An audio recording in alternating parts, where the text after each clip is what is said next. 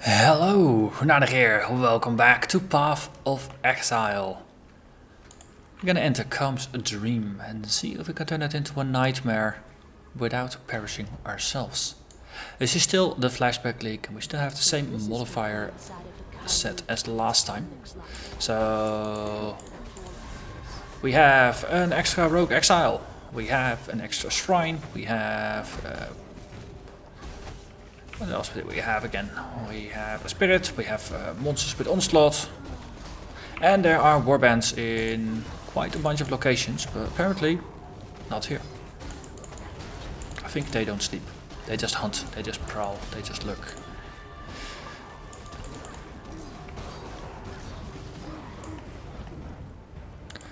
So that's a lot of stuff that is dropping. That's a string, 12%. That's not bad. No. Let's go.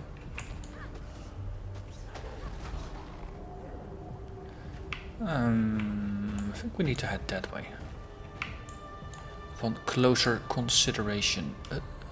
Here is sisters. I think they are mostly ranged, so let's actually go with them. It's always good to get ranged specters.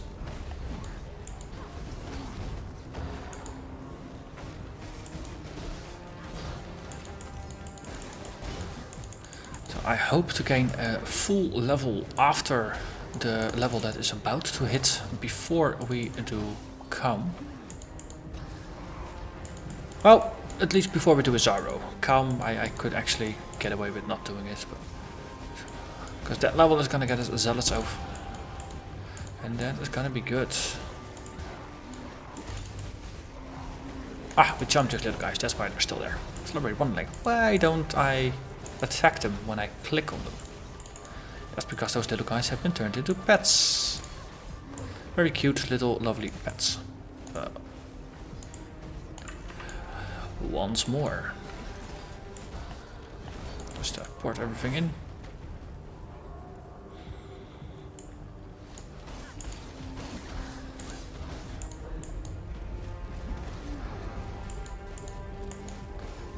So far I'm really enjoying dominating blowstone.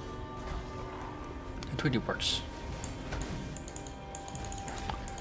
I'm also carrying Infernal Blow with me for the fight against Zaro, and most likely also against Daresso, because both of those fights they don't have minions, so there really is no point in using Dominating Blow.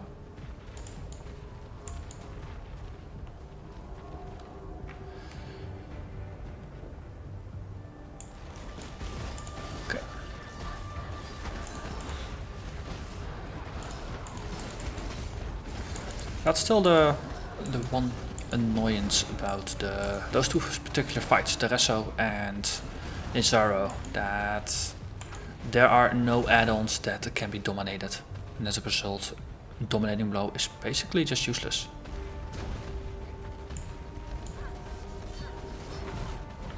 Or at least is less efficient. It still hits, it just consumes a ton of mana, and that makes it less worthwhile.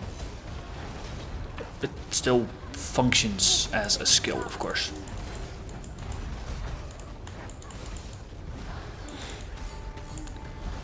I've done it before, switching skills in and out in earlier playthroughs. Actually, with the original ringleader. It's like the original prankster, but slightly different. The original ringleader was a late Cruel character that unfortunately perished against Cruel Zaro in the Labyrinth. That is where I picked up the idea of using both Infernal Blow and Dominating Blow in alternation with each other for a good effect. Okay, let's put everybody in so we also get the small... I was gonna say then we also get the small totems, but I don't think they teleport along, or they just happened to expire already. Also, we found Kaom's path.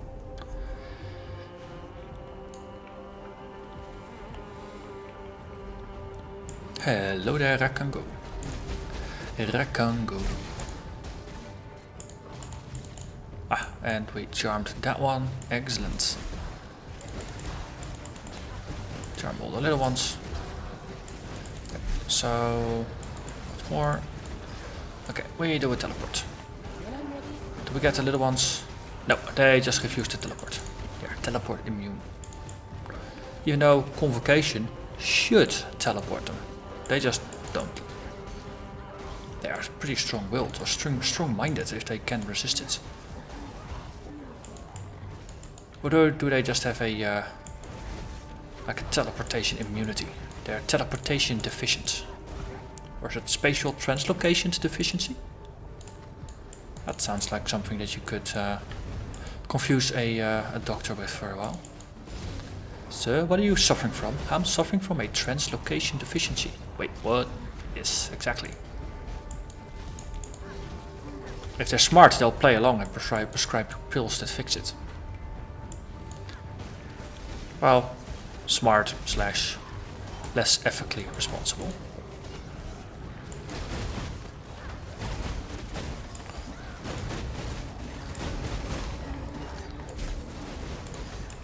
Let's use our offering. I always forget about the offerings, and they are rather useful. Wow, 660 mana from a flask. I should switch to sacred mana flasks, because these only give me 300.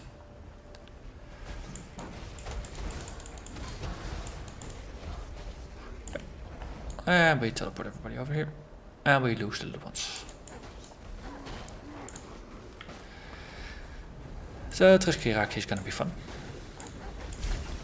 I'm gonna do Triskiraki, of course. That's a requirement. Every time I pass through here, I have to defeat Triskiraki. It's a test of strength of builds.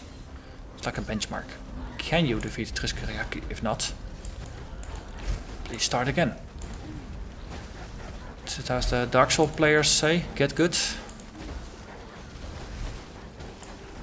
Might apply here as well. And we lost some spiritual. I need more mana. And there is our buddy.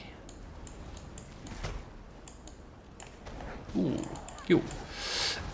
Allies regenerate life. I really want you on my party for the time being. Excellent, thank you. Whoa, and of course we have... That is a rogue exile. That throws a wrench into things. Magnus Stonethorn. You have to just upset everything that's fun, isn't it, Magnus? I'll take you out, even if it's the last thing I'll do. But my carefully laid plans for defeating Triskiraki, yeah, they've been temporarily foiled. So, you are nearly dead. Yes, excellent. Okay, we need more minions. We got 5. Then we need some specters. 1, 2. Resummon all the things. 2. Okay. Well, how many little portals? Oh wow, this is gonna be interesting. We got a batch of artillery over here.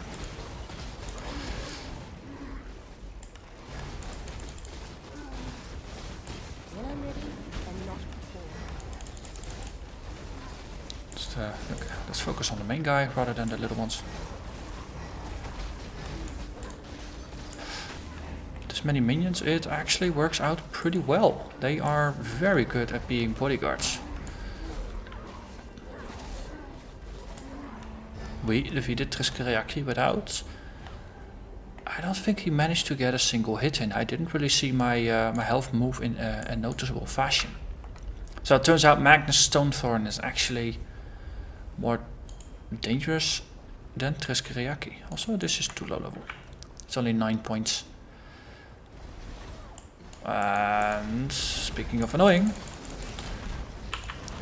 Blade Storm Perandus boys with some other stuff.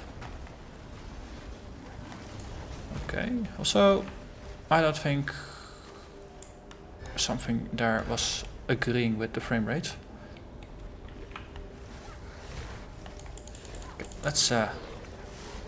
take this apart bit by bit, shall we? Okay. Just grabbing a couple of extra minions. It's all part of the deal. Okay, give everything some blocking and spell blocking. That's also gonna make it a bit easier to deal with. And now we start snowballing. 1, 2, boom. Ooh, allies deal substantial extra physical damage. That is indeed gonna be an annoyance to deal with, but it's gonna be a very strong boon on our side. Especially if you extra fist damage if you stack it on top of the Bladefall, which is a physical damage spell. That produces some very potent results. Which also explains why my army was dying in 2 seconds flat. I need more mana. Okay, we have a just a random assembly of minions again. Things are just dying left and right. I'm not gonna pay overly much attention to raising the proper minions all the time. Ooh. I want you on my party. Allies have energy shield is potent. Also, yeah, that's you. I think he got killed by something that's not me. Slightly annoying. My understanding of Dominating Blow is that it applies something that is close to a temporary debuff. But I'm wondering just how short the duration is of it. Wow, is it actually getting attacked by its own summoned totems? That's curious. So Rakangos also can't be charmed or dominated. There's a rare over here somewhere. So there's a lot of things here.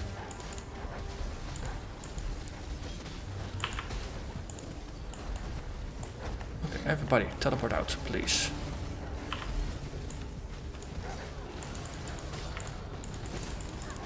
Okay, this is my call to get the hell out. Okay, column, corpse, corpse. Okay, and then we start. Oh, actually, corpse, corpse. And we re-raise the zombies. I mean, a summoner is not for those people who really must have their adrenaline rush or will get bored by a build. Summoners are a way more patient build. If you don't have the patience, then you're probably gonna get yourself killed. Even if this is a Dominatrix, it's still a summoner at heart that just has a couple of very nifty extra tricks. But no, getting out when things get nasty, it's required. Technical or no strategic withdrawals, they are important. Because your minions, they are a big part of your damage. They are in your defense. So let's teleport on top of me, please. Yes, let me take that one out. So if you lose your minions, you will lose everything. Okay, I think we managed to take out all its tails since it's just here by itself.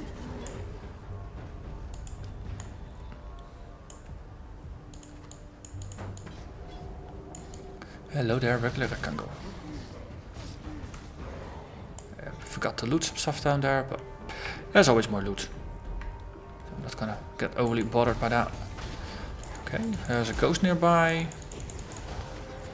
Also, Perandus boys looking at the... Oh no, that's just a tornado ghost. The seditionist. Teleport everybody in, and of course the ghost still goes through. Okay, let's get the hell out here. I was overextending. I was chasing the ghost, and that was a risky move. I probably shouldn't have done that. Okay, everybody, get back here. We need another. These, yes. Let me just slowly go through again.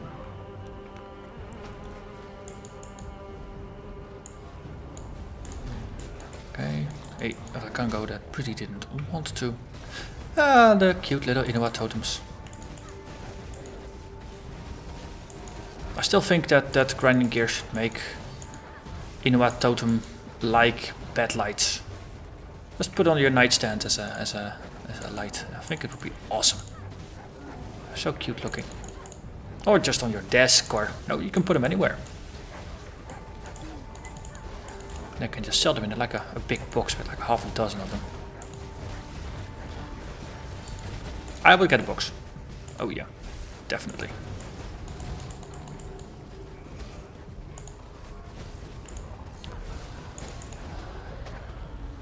To an exile. Coins are as useful. Centauri's Answer.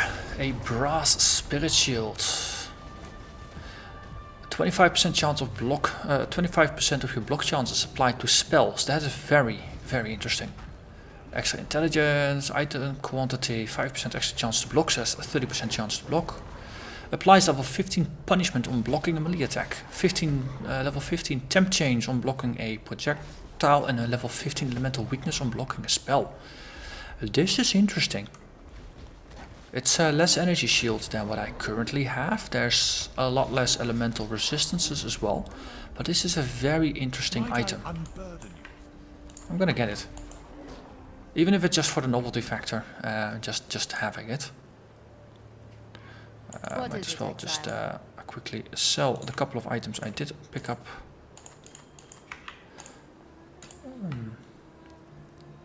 Belts. Go where you are needed.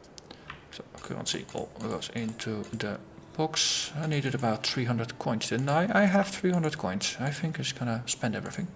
And then this goes into the box for sorting stuff. Excellent. We go back.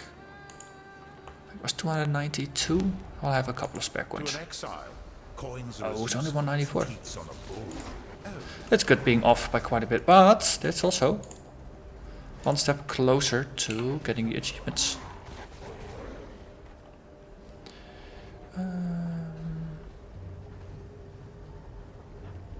So many achievements that I've got almost finished. Need to find them, but a body armor, a unique weapon, and a valve fragment if he offers them. Okay.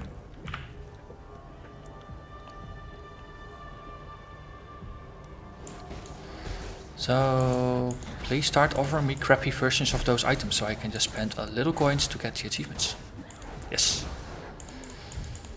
Just doing it quickly. There's about a week remaining, I think, in the league. Or in the Perandus in total. So this weekend is the last weekend of the Challenge League, of the Flashback League. And I think after that we have about a week remaining before the... Well, it's actually 2 weeks before the next expansion comes out. Or the next major patch with the new league. So it's like a week and a half maybe that we have left in this actual proper league.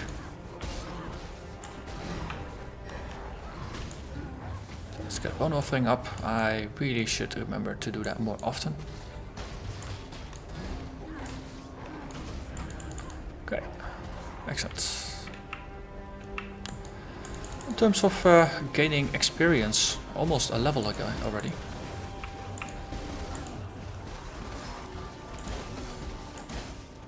And this is only Kaom's path. We still have to get to Kaom's stronghold. So I will get Zealot's Oath before Kaom. That's a good thing. Okay.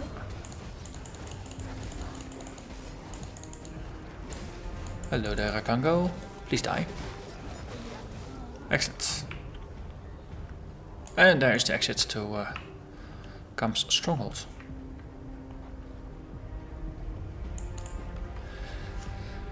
Four more bars to go.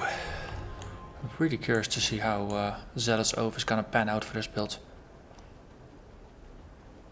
In terms of survivability, because then suddenly my energy shield will always be regenerating, so it's almost like my life pool really does become 2100 life. Because the energy shield will have an active regeneration component rather than only regenerating out of combat. I still can't restore it with flasks. But in terms of just active regeneration, it's gonna be way more valuable. And I'll be able to sustain light damage for an indefinite amount of time, as long as the average DPS of monsters around me is less then the energy shield regen that I'll have just passively, instead of the life regen, I'll just be able to tank things. So very, very curious to see how that's going to turn out for this specific character. So I played it before on my standard version of this character, of course. It worked there. That's of course why I'm running it again. Every character is different. Even though it was only like 5 or 6 levels higher than this one. It was not too far apart. In fact, that character was old enough that I hadn't done Act 4 with it yet. I was in crew, but I hadn't done Act 4 yet. It's from before the Awakening expansion that introduced Act 4. So yeah, that's always fun to play with those old characters. Like, what was even happening here? What build was I playing?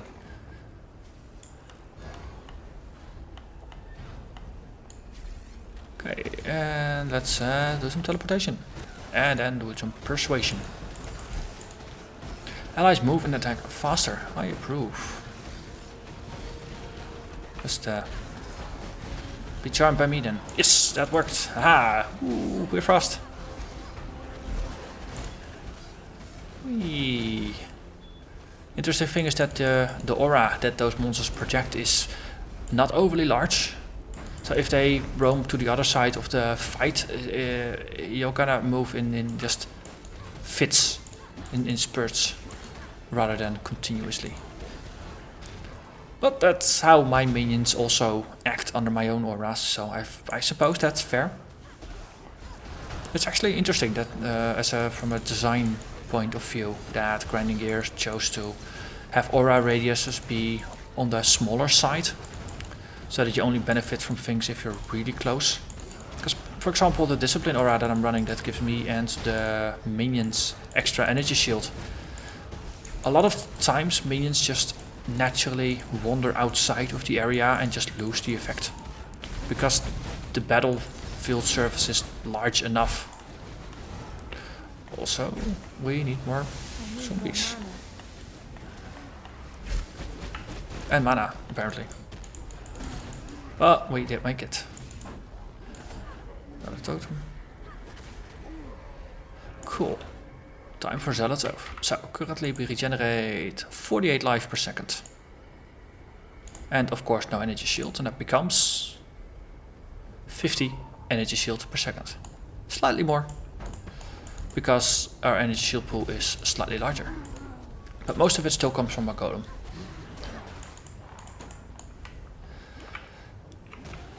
So we have about one area to just run around and see how tanky we can be with the energy shield that is continuously regenerating while fighting. Just look at it. It's awesome. Zealot's Oath is a really, really fun keystone to get. And it has impact on how you play, and that's the thing I like the most about those things. Because getting like 10% or 20% more energy shield, that's just numbers. Having your energy shield actually regenerate itself, that impacts how you play. That impacts your design decisions, and I think I'm gonna put this one in the storage box just to be careful. I'm not intending to die, but you never know. And yeah, that was a very, very, very fluent sentence. You never know. Wise words spoken by me. Death will save me. No. Not even death can save you from me. Oh wait, wrong game. So, we have active regeneration. Okay, and just I continuously try to keep our bone offering up. Just to keep the pets alive. Also, I think I'm just gonna run about here and charm these Hyri. If I can convince them to join me, that means they'll all be fighting against Kaom for me. And he'll just die as a side effect. Oh, these little ones. The ancestral spirits, you can charm them as well. That's the fun bit. Yeah. Okay, another Inferno Blow. Or not Inferno Blow, but bone offering, and we got Kaom. So, ta-ta-ta-ta-ta-ta. Your temper, Kaom. We did lose a couple of the zombies. We only had one zombie remaining in the end, but hey, we had plenty of helpers around that we could just resummon. And now taking Desecrate on the summoner is really, really useful. Hey, that's a rare that we can sell. It's a low level rare, that's why my item filter hides it, but it's something to sell anyway. What is it, Exile? Cool, cool. Yeah. Boom. You will be remembered. And then we give the eye to Lady Diala. And next episode we are gonna go for Deresso. It's already a full episode. Bye bye. So next time we venture forth into the other dream and see what that is like. So for now, I'm gonna thank you very much for watching and hope to see you again next time. Bye bye.